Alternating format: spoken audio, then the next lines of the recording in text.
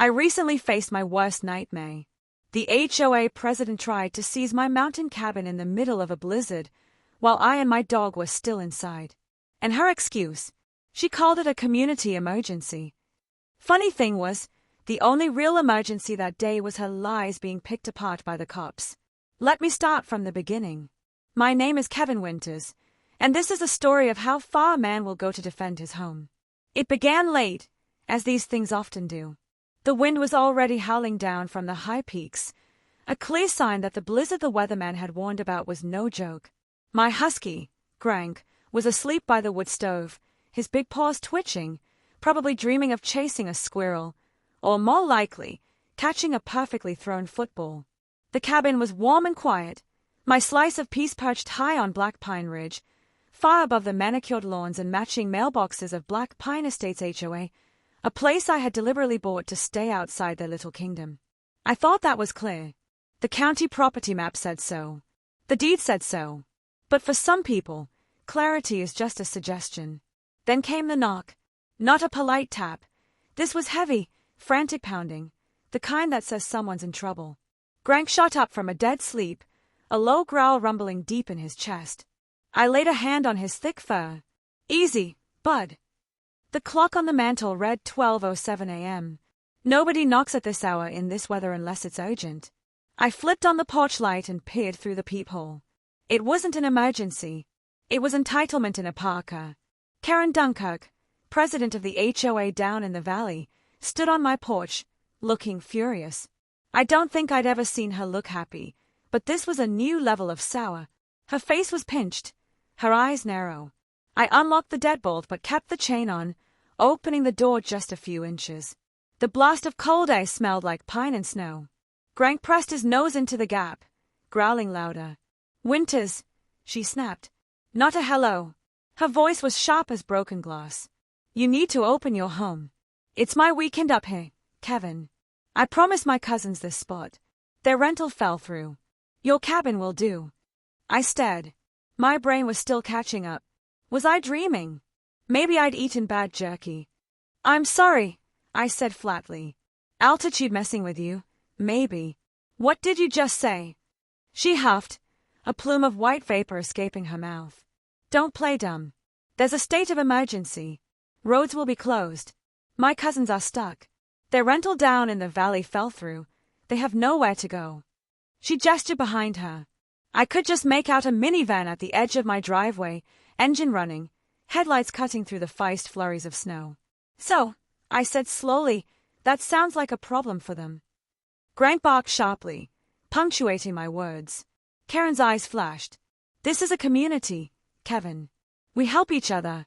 I've declared all available properties for emergency shelter. I almost laughed. Almost. Karen, we've been over this. I am not in your community.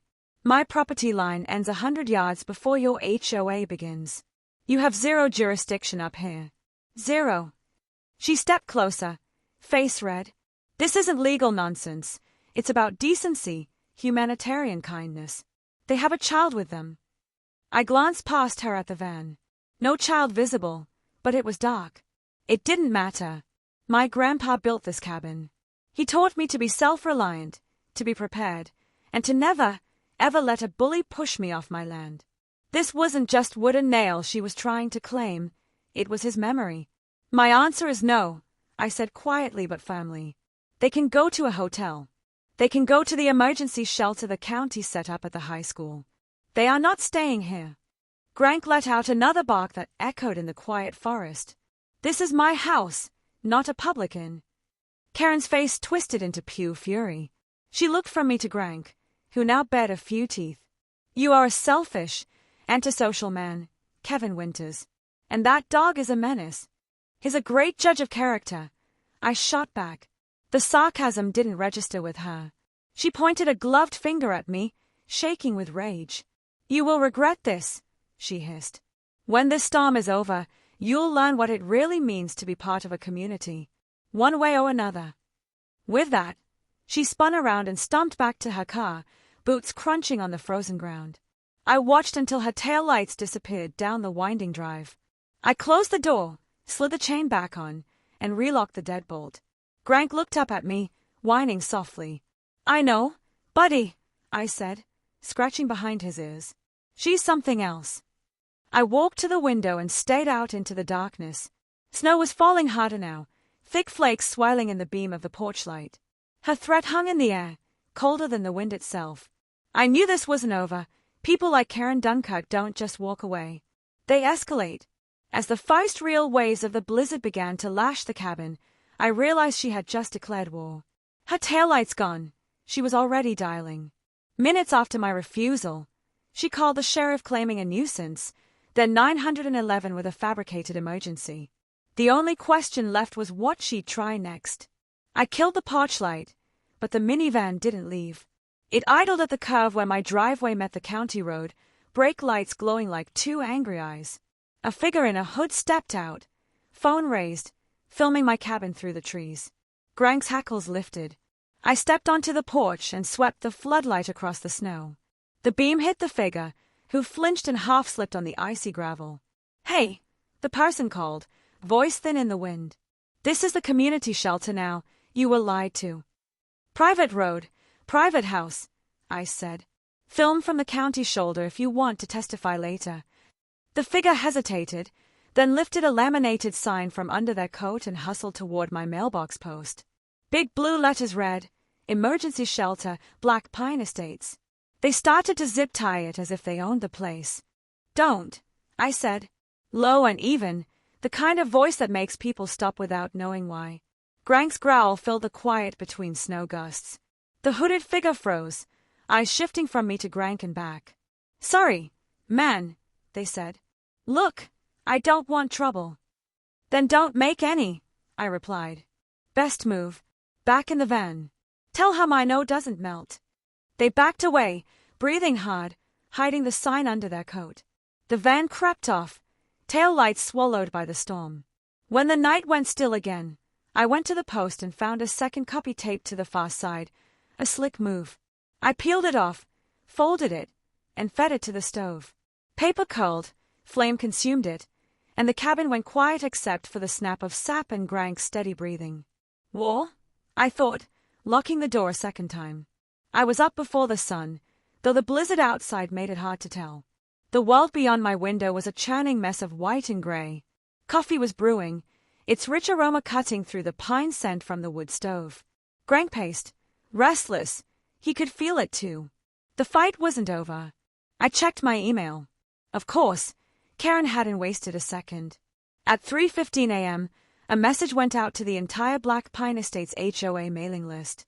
Subject line, Community Safety Alert, Uncooperative Neighbor on Black Pine Ridge. My hands tightened around the mug as I read. She painted me as a paranoid, unstable recluse who had aggressively refused to provide humanitarian aid during a declared state of emergency. She mentioned my large, uncontrolled dog and implied my property was a safety hazard. A masterpiece of smear tactics, cloaked in neighborly concern. I was still seething when I heard it. A low, grinding rumble that didn't belong on my mountain. Through the blowing snow, I saw them, a convoy of 3 SUVs, all with snow tires, crawling up my long, unplowed driveway. The lead vehicle was Karen's. This was her safety and aesthetics committee, a handpicked group of cronies who relished the little authority she gave them.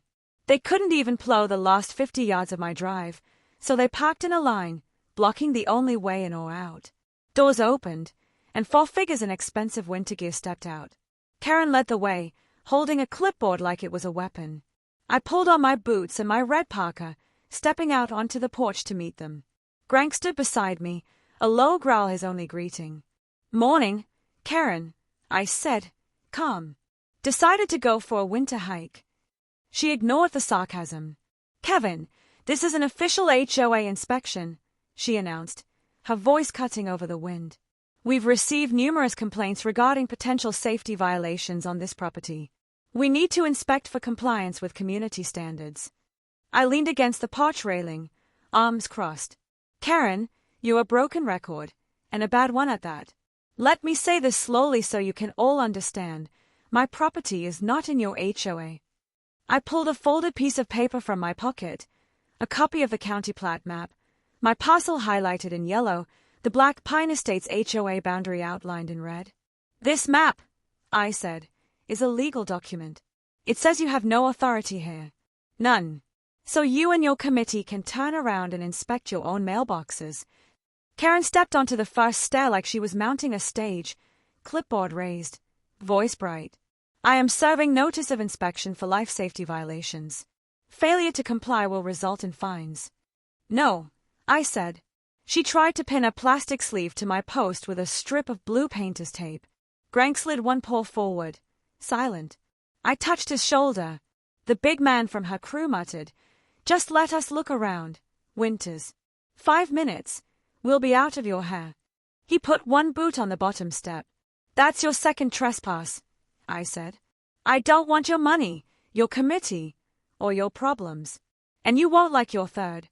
A gust hit the porch hard enough to rattle the eaves and rip the clipboard from Karen's hands. Papers fanned across the snow like albino leaves. The big man lunged after them, foot skidding on the ice tread.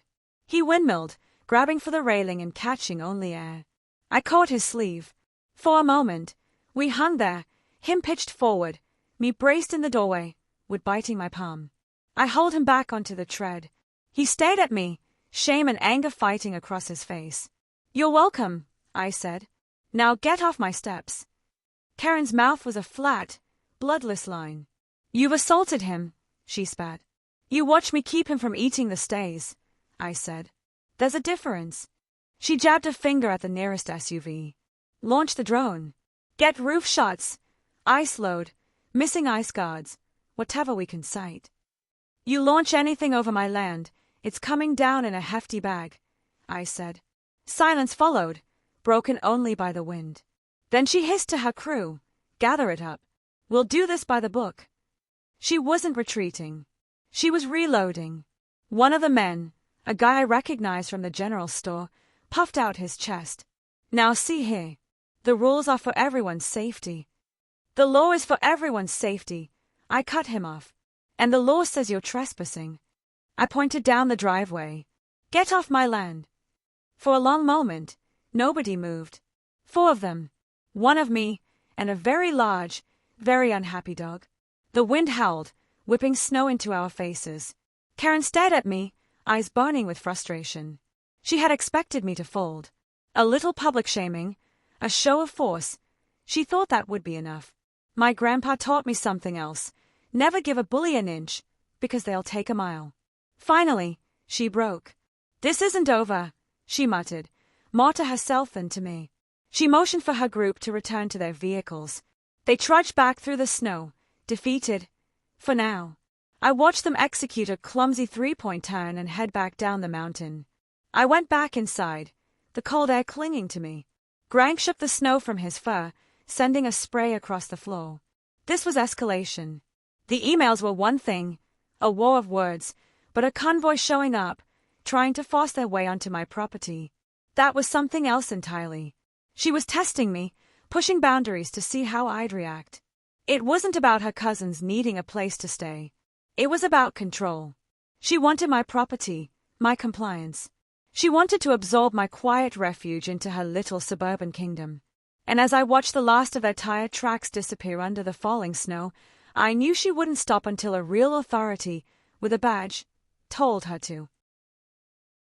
It was time to stop just reacting. Time to prepare for the next assault. I dragged a milk crate of old camp odds and ends from the mudroom and went to work.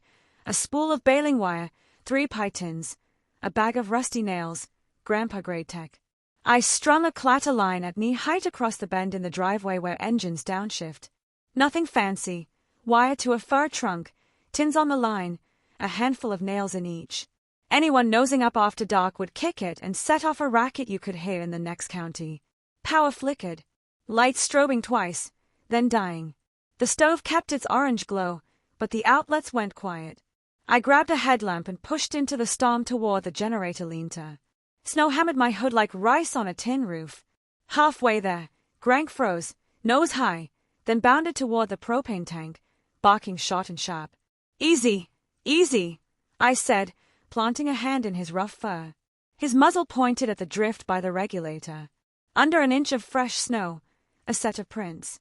Not boots, Not tires. A hand-pulled sled track had crossed my buried side yard and stopped at the tank, close enough to read the gauge, close enough to close a valve if you were mean and stupid. I brushed the drift away and found a ribbon of orange survey flagging tied to a low branch, a marker for later. I tore it free and jammed it into my pocket. The generator barked to life on the second pull, settling into a throaty hum. Lights ticked back on inside. The cabin blinked awake, stubborn and warm. The CB crackled. A voice I didn't know. Too steady to be a kid, too smug to be a pro. Estates Patrol to Ridge House. Clear the lane for emergency equipment. Repeat, clear the lane. You're on a public channel, I said. Identify yourself and your agency. Silence. Then a new voice strained through a cloth. Community Safety Team. We need ingress for Wi-Fi. Failure to comply will be noted. Record running. State your badge number, I said. The carrier dropped so fast it squealed. I set the handset down and looked at Grank. We're not alone, buddy, but we already knew that. I took 2 more pythons, hung them off the back deck like wind chimes, and dusted the porch steps with a light shake of blue carpenter's chalk. If anyone made a move on the door in the dark, they'd go home wearing my fingerprints on their cuffs. The convoy was gone, but the quiet that followed felt heavy, the calm in the eye of the storm. It wouldn't last. Karen wasn't the type to accept defeat. She'd changed tactics. She couldn't bully me, so she tried to use the law against me. I spent the next hour making more coffee and running through scenarios. My time as a volunteer with a wildland fire crew taught me to think ahead, anticipate how a situation could spread. Karen was like a wildfire of entitlement. I needed a firebreak. Then my ally, my neighbor Josh from the next ridge, crackled to life over the old CB I kept for emergencies. Breaker 19, Black Pine. You got your ears on, Kevin. Loud and clear, Josh. What's the word? The word is Karen Dunkirk's been boning up the phone lines down here. Heard she's telling folks you're running some kind of off-grid fortress up there, making threats. Figured you'd want a heads up. Appreciate it, Josh. She already paid me a visit with her goon squad this morning. Yeah? I saw them head up your way. Bunch of wannabe deputies. You hold the line. The line is holding, I confirmed. Good man. Keep your powder dry. This blizzard's the real deal.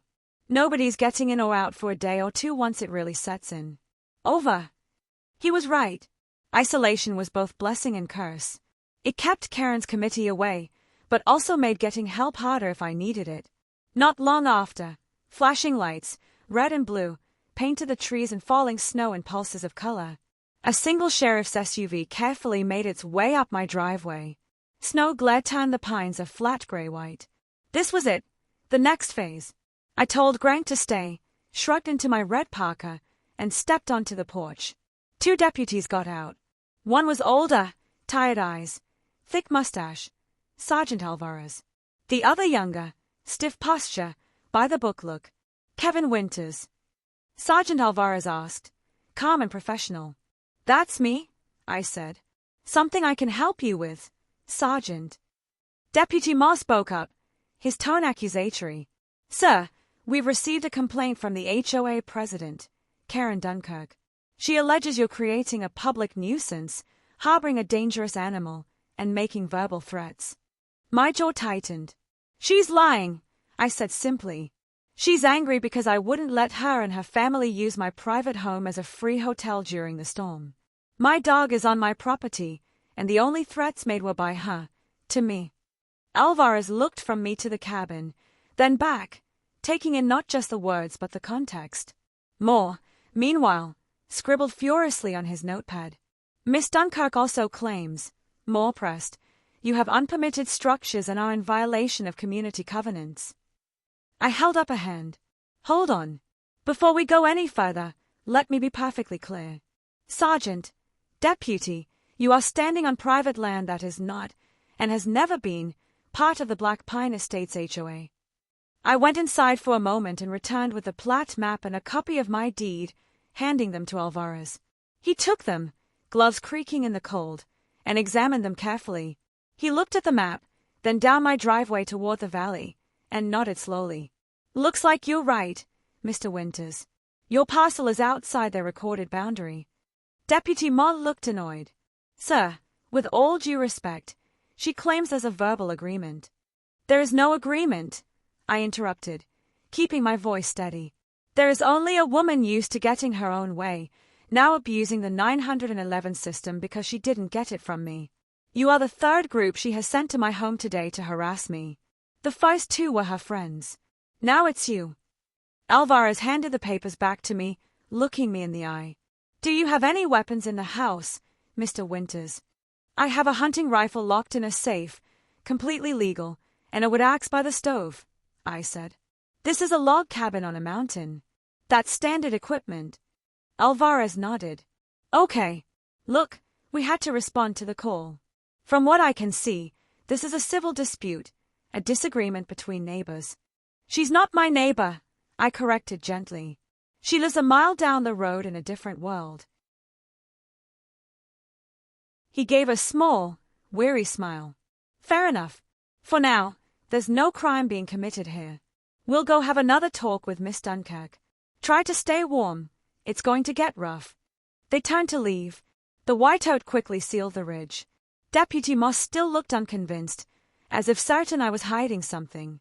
Alvarez, though, seemed to understand, a vindictive woman weaponizing her authority. As they got back in their SUV and carefully backed down the drive, I noticed something else. A dark sedan was parked at the bottom of my property line, nearly hidden by the trees. It pulled away the moment the sheriff's vehicle was gone. One of Karen's people. They weren't just calling the cops, they were watching me. The harassment was becoming organized. It was time for me to get organized too. Watching the sheriff's SUV dissipate, followed by the shadowy sedan, a cold resolve settled over me. This was no longer just about saying no. This was about defense. Karen was moving from simple bullying to psychological warfare. If she was going to treat my home like a castle under siege, I was going to fortify it. My grandpa hadn't built this cabin to surrender to the first petty tyrant with a clipboard. He taught me to be resourceful, to use what I had. And I had skills from my years as a wildland fire volunteer, skills in observation, preparation, and setting up remote monitoring. It was time to put them to use. My first stop was the old footlocker in the attic, filled with gear from my Forest Service days. I pulled out 3 motion-activated trail cameras, weatherproof, night vision, batteries still good. I spent the next hour working in the biting wind and swirling snow, my fingers growing numb despite my gloves. I placed the first camera high on a thick pine tree, aimed directly at the front door and porch. Shielded by the branches, it was nearly invisible from the ground. The second camera went on the back of the house, covering the rear entrance and the 2 downstairs windows. The third, and most important, I positioned halfway down my driveway, concealed in a dense cluster of aspens. It had a perfect view of the entrance to my property. Anyone driving or walking up would be captured on video long before reaching the cabin. Each camera fed wirelessly to a small receiver connected to my tablet. I could now monitor every approach in real time from the warmth of the living room. Next, I addressed the information war. Karen was spreading lies through emails and phone calls. I couldn't stop that, but I could prepare to counter it with undeniable truth. I pulled the file with all my property documents, the deed, the original survey, the county tax records, and the official plat map. I scanned everything into my computer, creating a digital folder labeled proof. If she was going to fight with paper, I would fight with legally binding, government-stamped documents. But technology was only part of the solution. My grandpa believed in simple, effective, low-tech warnings. He used them around his hunting camps to keep bears away from supplies. I decided to make my own. I took one of Grank's old collars, the one with 3 little brass bells, and tied it to a length of high-test fishing line. I ran the line from the doorknob of the back door around a hook I screwed into the wall, then out through a tiny hole in the window frame. Outside, I strung it low to the ground, about ankle height, across the path leading from the woods to the back porch. It was a trip line. It wouldn't hurt anyone, but if someone tried to sneak up in the dark, the slightest touch would jingle the bells inside. A simple, silent alarm only Grank and I would hear. Grank watched my every move, head cocked in curiosity. He seemed to understand we were shoring up our defenses. He took up a new post, lying not by the fire, but on the rug by the front door. Facing it, a furry, four-legged sentinel. The psychological side of this fight was just as important. Down in the valley, Karen was painting me as the villain. I'd seen her flyers tacked to the community message board when I went for supplies last week. Know your neighbors. Report suspicious activity, complete with a picture of a hooded, shadowy figure that was supposed to be me. Cars were driving by my road more frequently, slowing as they passed. Intimidation, pure and simple. They wanted me isolated, watched, pressured. But my grandpa always said, solitude is only scary if you're prepared for it. And I was prepared. The cameras were my eyes. The documents, my shield. The bell collar, my early warning system. Grank, my guard. I sat back in my armchair, tablet on the table next to me, showing 3 still, snowy images of my property. I had done everything I could. I had built my firebreak. Now all I could do was wait. The trap was set. Sooner or later, I knew, the rats would come sniffing around. At 2:58, the bell gave a shy little tick, like a spoon on fine china. Grank's head shot up. My heart tried to leave my chest. I grabbed the headlamp and eased the back door open an inch. The storm pressed its icy breath inside. I killed the interior lights, letting the world go to silhouettes. The clatter line held. No tin sang. I swept the beam low across the yard, and the forest answered in moving white. For a second, I saw a shape in the snow, 2 quick bounds, a twist of ears, and gone. False positive, I whispered. Grank's tail thumped once, skeptical. We stepped out anyway, because it's the step you take that keeps you alive. The beam found a fresh crack in the fur above the porch. Ice load split, ready to drop. I braced the ladder, pushed the limb off with a roof rake, and it crashed into the drift with a sound like a slammed door. Better now than on my shingles at 4 a.m.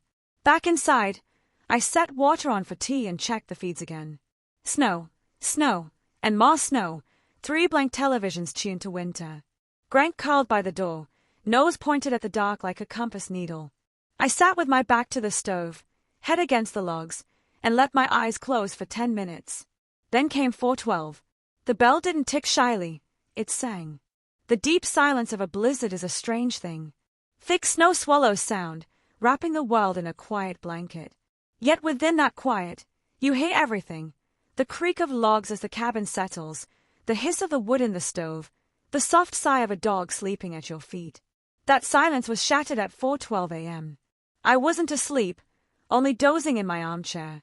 The storm was too wild for real rest. What woke me wasn't a loud noise. It was a change in Grank. He lifted his head, oozed forward, a low, almost silent growl rumbling in his chest. His eyes were locked on the back of the house. Then I heard it, a tiny metallic jingle. My heart jumped. The bell collar, the trip line. My hand shot out, grabbing the tablet from the side table. I swiped the screen awake, pulling up the live feed from the trail cams. The front of the house was empty, just a sea of blowing snow. The driveway camera showed the same. Then I switched to the back camera, and there they were. 2 figures, head to toe in dark clothing, hoods pulled up, faces obscured by shadows and swirling flakes. They had come from the woods, just as I suspected. One stood watch, nervously scanning the tree line. The other crouched by the kitchen window, the one next to the small hole I'd drilled. He had something in his hand, a small, flat piece of metal, a pry bar. My blood ran cold, then hot with anger. This was it. The escalation I had anticipated. They weren't trying to scare me anymore. They were trying to break in. Then panic set in. They dropped the tool, turned, and scrambled back the way they came, disappearing into the dark woods like ghosts.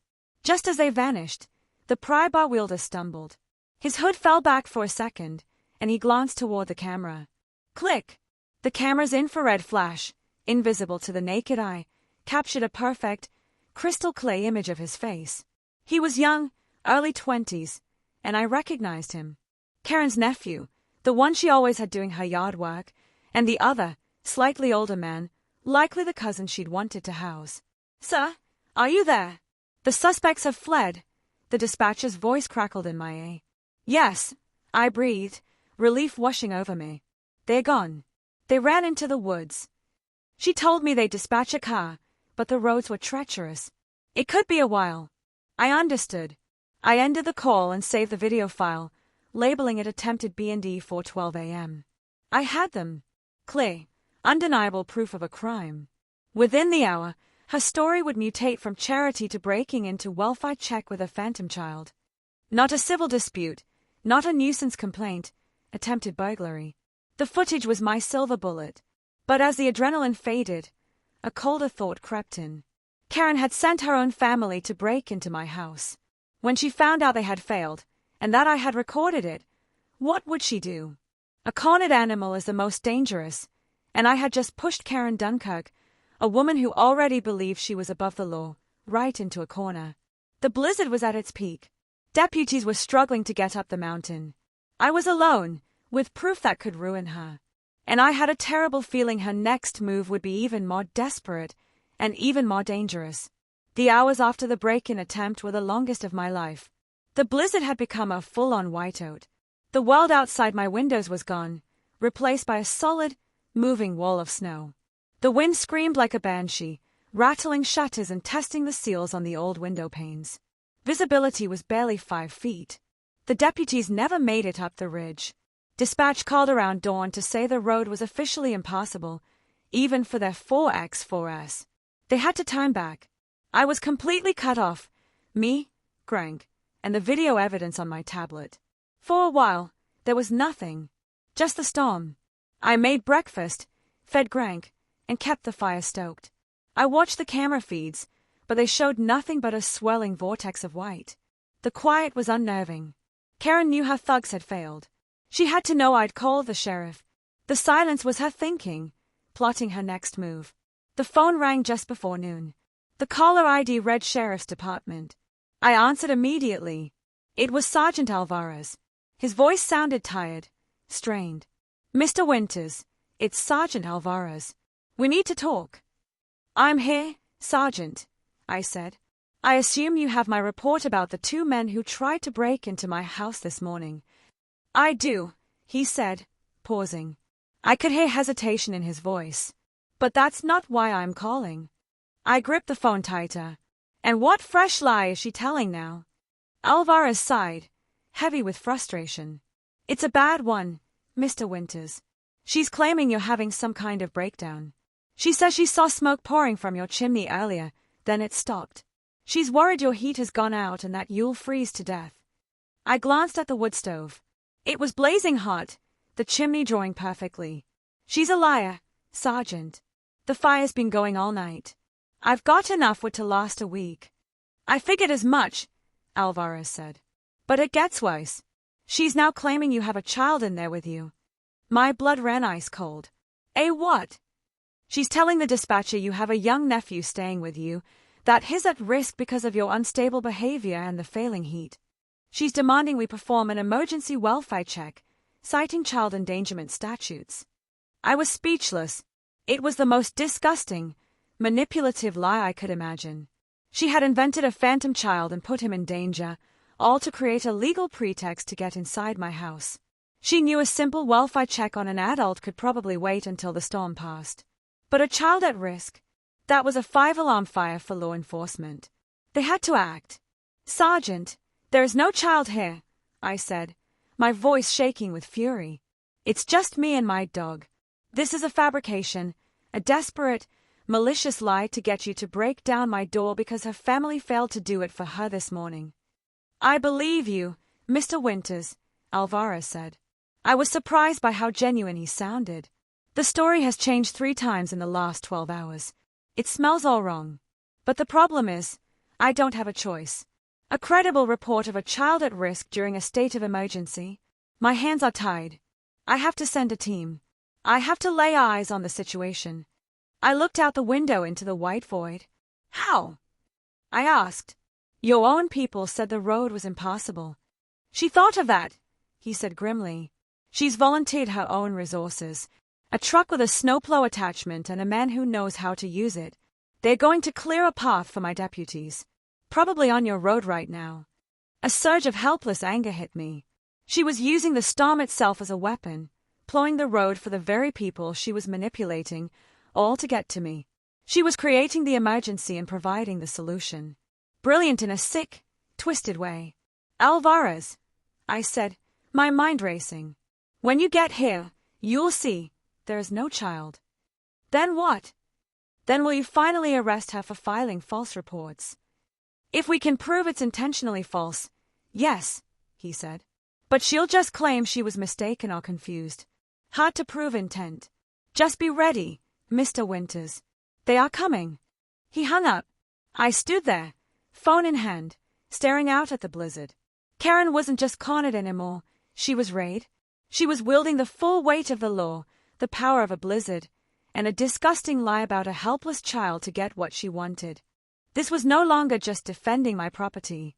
It was defending my name, my sanity, and the truth. And if she was bringing the law to my door, I decided I was going to bring the truth to the world.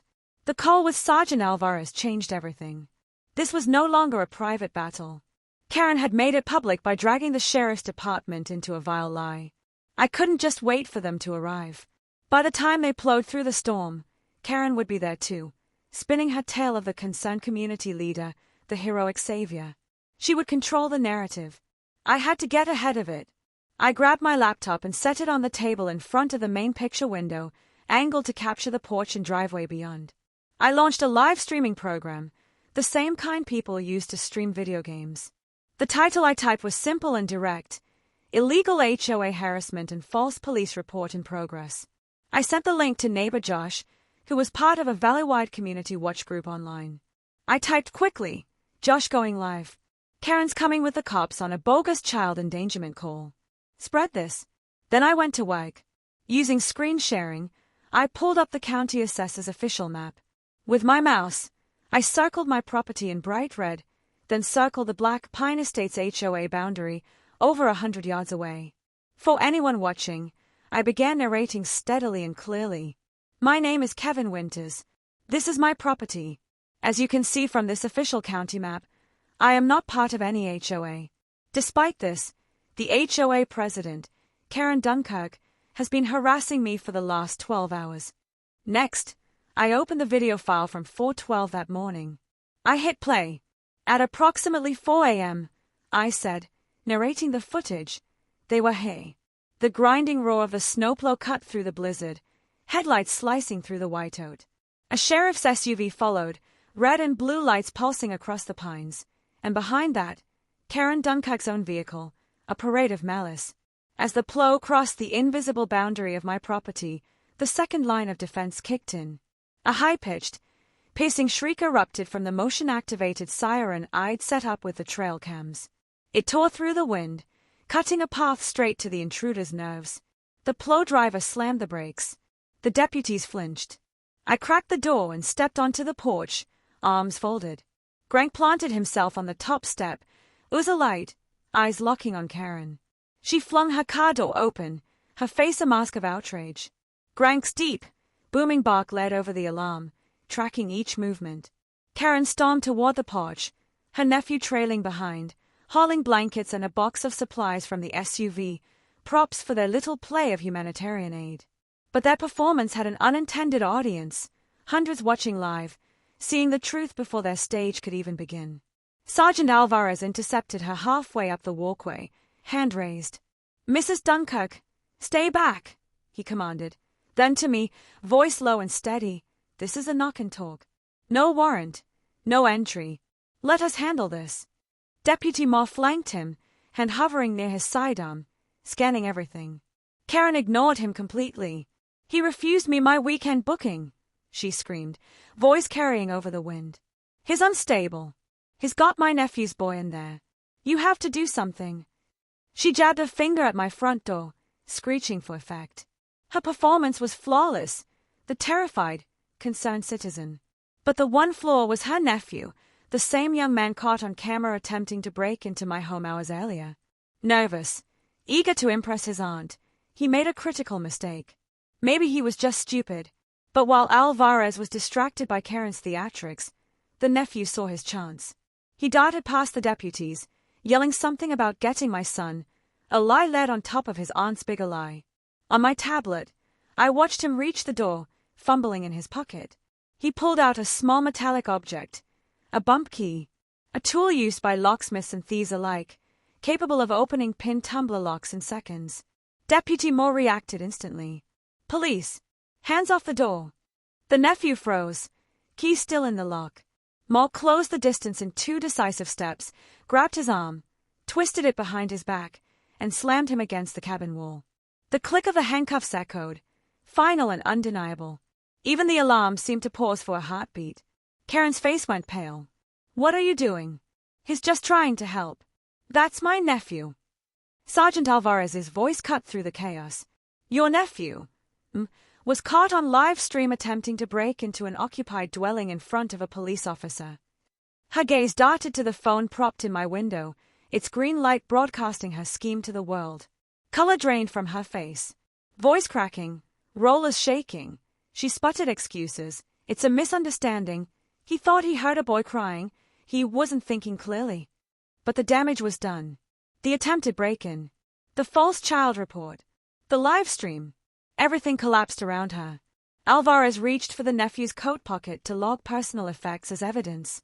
His phone lit up, screen glowing, notifications appearing one by one. Group chat, Dunkirk winter stays. Administrator, and Karen Dunkirk. Messages scrolled across the screen. Aunt Kay, is the Ridge House open yet? Millers will pay $500 for 2 nights. Tell Mark the key is under the fake rock by the woodpile. Owner out of state. Timestamp 20 minutes ago.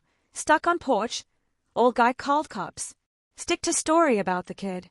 The truth struck cold. This wasn't about cousins needing shelter. It was a business. An illegal, underground rental scheme. Karen had been targeting unoccupied mountain homes, using storms as cover, moving in clients, friends, and family who would pay under the table. Half the county was watching, live, as her empire crumbled. The final act had been broadcast for all to see. My cabin being occupied had been the wrench in her whole operation. She wasn't trying to house her family out of kindness. She was trying to evict me so she could rent out my home. The blankets and humanitarian supplies weren't charity. They were props for paying customers. The lie about a child wasn't a simple tactic. It was a template she could reuse at other properties. I spoke into the microphone, my voice low but amplified for the live stream audience. Scroll up, I said. Alvarez swiped through the group chat on the nephew's phone. Every message was a blueprint of her criminal enterprise. Addresses marked uncooperative, instructions for jimmying windows, how to file nuisance complaints, even price lists. Occupied property, $600 per night, hazard pay included. 2-bedroom cabin, owner absent. $400. She had money eyes the state of emergency. Deputy Moore, ever by the book, stared in disbelief. He had been her pawn, unknowingly enforcing her criminal racket. Karen Dunkirk finally seemed to understand. Her lies, her power, her carefully constructed image, all evaporated in the cold mountain air. She wasn't a community leader. She was a crook. It's not what it looks like, she whispered, a mix between sob and gasp. I was just trying to help people find a place. It's a service. Conspiracy to commit burglary, wire fraud, and filing false police reports. Alvarez cut her off, voice flat and final. Moore stepped forward, cuffs ready. You are under arrest for filing a false report in conspiracy. You have the right to remain silent. The cold steel clicked around her wrists as she wailed, a shrill sound swallowed by the wind. Her reign of terror on Black Pine Ridge, her little kingdom built on intimidation and lies, had ended, not with a bang, but with the glow of a cell phone and the quiet click of handcuffs. The deputies led her and her nephew away, and the red and blue lights faded down the mountain, leaving a silence that was almost shocking in its depth. I stood on the porch, breathing in the cold, clean air. Grank sat beside me, leaning against my leg, a warm, comforting weight on tonight. The fallout was swift. The live stream went viral. Everyone in the county knew the story of the Blizzard Baroness who ran an illegal rental scheme during a state of emergency. HOA board members resigned in disgrace. Emergency meetings were held. Bylaws were rewritten. A formal apology was offered and accepted. A week later, the mountain was quiet again. Snow had covered every track and footprint, leaving the world pristine. Inside, chili simmered on the stove. Grank snot on his rug, chasing dream squirrels.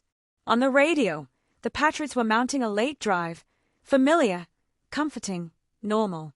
I looked around the cabin, at the log walls my grandfather had notched and set with his own hands. Built to be a refuge, a bastion of self-reliance and peace. For a few days, it had been a battlefield. I had been tested. Someone had tried to take this place through lies and intimidation. But I hadn't resorted to violence or broken the law. I had been smarter, calmer, prepared. I had used truth as a weapon and technology as a shield. I had held the line. And as the announcer's voice rose on the radio and Grank sighed contentedly in his sleep, I felt it, the deep, unshakable calm of home, safe and secure. My home, my rules, my victory,